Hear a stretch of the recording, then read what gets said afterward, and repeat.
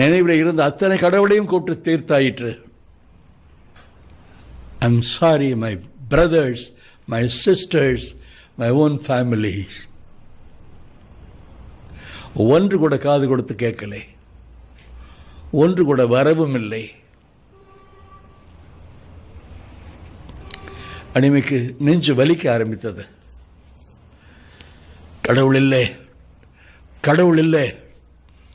அப்பா அம்மாலாம் ஏமாற்றிட்டாங்க, முன்னோர்கள் எல்லாம் ஏமாற்றிட்டாங்க, இல்லாதது இருக்குன்னு சொல்லி ஏமாற்றிட்டாங்க.